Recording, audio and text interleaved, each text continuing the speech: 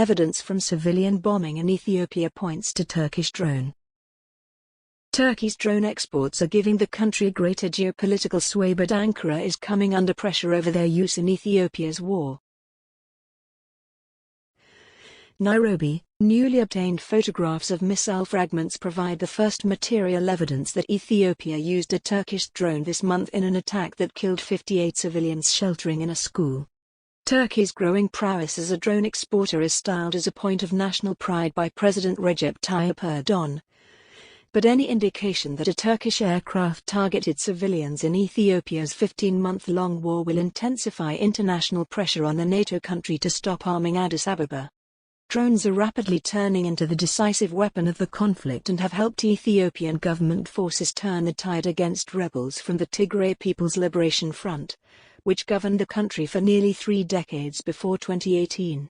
Military experts say Ethiopia is buying unmanned aerial vehicles not only from Turkey, but also from Iran, the United Arab Emirates and China. Aid workers in the northern Tigray region provided Politico with photographs that show exploded shards of a laser-guided bomb used in a strike on the town of Dedebit late on the night of January 7. The attack hit a school holding internally displaced people, including children, according to aid workers and Tigrayan leaders. Studying those photographs, military experts from the Dutch non-governmental organization PAX and Amnesty International identified the weapon used as a Mamel bomb that is fitted to a Turkish Bayraktar TB2 drone. The photographs were taken on January 13 after the aid workers extracted the missile fragments from the debris. The Bayraktar drones are made by a company in which Erdoğan's son-in-law is a senior executive. A photograph taken by aid workers on January 13 after the extraction of missile fragments from the scene of a bombing in the town of Dedebit on January 7 that killed 58 people. The fragments have been placed on old notes. Turkish diplomats posted to Ethiopia did not respond to repeated requests for comment. Questions on the use of the Mamel munition put to Turkish government spokespeople in Ankara also went unanswered. Bilin Soğum, a spokeswoman for Ethiopian Prime Minister Abiy Ahmed, and Ethiopia's military spokesman Colonel Getnet Adane did not reply to requests for comment sent by email and text message. Ethiopia's use of drones in its war with the Tigray region has killed more than 300 civilians, according to data compiled by aid workers in the Tigray region who requested anonymity due to the sensitive nature of the information. The UN reported a series of drone strikes as recently as January 15 in the Tigrayan towns of Mechu, Korum, and Samra, reportedly killing 12 more civilians and injuring several others. Unlike the Ethiopian government forces, the Tigrayan fighters do not have drones. The attacks have drawn criticism from US President Joe Biden and a warning from the United Nations that they may constitute a grave violation of international law. Turkey's role is gaining increased global attention. A U.S. State Department spokesperson said its former special envoy to the Horn of Africa, Jeffrey Feltman, raised reports of armed drone use in Ethiopia and the attendant risk of civilian harm during visits to the United Arab Emirates and Turkey in December. He underscored that the U.S. is making clear to all external parties engaged on all sides of the conflict that now is the time for all outside actors to press for negotiation and end the war, the spokesperson said. Expert witnesses. Wim Zijnenberg, project leader of humanitarian disarmament at PAX, which identified the Mamel weapon, said Turkey could not wash its hands of the matter. There is a very strong case to make that these drones should never have been exported at all, he said, noting that Turkey is a signatory to the UN's Arms Trade Treaty, which stipulates a risk assessment should be done on the potential of human harm before a sale is carried out. While Turkey signed the pact in 2013, it has not ratified it. Zijnenberg also stressed the need for information on the potential involvement of Turkish personnel in the deployment of the weapons. Because this is technology that requires a lot of maintenance and piloting, Turkey could be made directly responsible if there is a consistent pattern of drone strikes used against civilians and Turkish crew is on the ground doing maintenance on the drones, he said.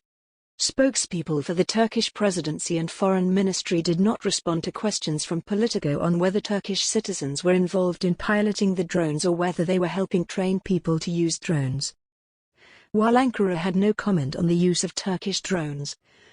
Zichtenberg said that satellite imagery his organization had acquired identified a TB2 drone in Bahir in the region bordering Tigray on December 16 last year. The identification was possible thanks to the unique dimensions of the wingspan and length of the aircraft. That location would enable the unmanned aircraft to reach several targets in Tigray, including Didibit. A photograph of what the Dutch non-governmental organization PAX identifies as a Turkish drone at an Ethiopian Air Force base in Bahir on December 16, 2021. Brian Kastner, a weapons advisor for Amnesty International's crisis team, agreed a Turkish drone and missile had been used. The wing bolts are distinctive on many of these drone-launched munitions, and this is definitely a MAM-L, he said. Questions regarding the attack in Didibit sent to Baykar, the maker of the TB2 drone, and Roketsan, the Turkish manufacturer of the MAM-L missile identified in the images, went unanswered. Turkey's strategic export engine. Drone exports have become a mainstay of Turkey's foreign policy strategy. In 2020, during a 44-day war between Armenia and Azerbaijan over the disputed Nagorno-Karabakh region, Azerbaijan gained the upper hand thanks to drones supplied by Turkey and Israel. Military analysts saw the conflict as an example of Turkey flexing its geopolitical muscle at Russia. Indeed, President Vladimir Putin last month criticized Turkey's decision to arm Ukraine with attack drones, according to a Kremlin statement. In August, Obi and Erdoğan signed cooperation deals in the water, financial and military sectors. The drones are manufactured by the company Baykar, where Selçuk Bayraktar, the son-in-law of President Erdoğan, works as chief technology officer. Africa has become a key export market for Baykar following sales to Morocco and Tunisia in September last year. Baykar did not respond to a list of questions about the strike in Ethiopia. Somalia, where Ankara already has a military base. Nigeria and Angola have also expressed an interest in doing a deal for the drones, according to two European diplomats speaking on the condition of anonymity as they are not authorized to speak publicly. Everywhere I go in Africa, everyone asks about WAVs, Erdoğan said in remarks carried by the Anadolu news agency after a visit to Angola, Nigeria and Togo in October, referring to unmanned aerial vehicles. More broadly, Turkey has repeatedly expressed concerns regarding the conflict in Ethiopia, with Ankara officially calling for an immediate ceasefire for the urgent cessation of the violence and reiterating support for establishing dialogue between all parties in a press release issued by the Foreign Affairs Ministry on November 5. Foreign Minister Mevlut Çavuşoğlu echoed Turkey's willingness to provide support and encouraged talks in a conversation with his Ethiopian counterpart Demek Mekonnen later in the month, according to reports made to the state-run Anadolu agency. Turkey will continue to support efforts towards preserving peace, serenity and stability in Ethiopia, the country said the statement on November 5.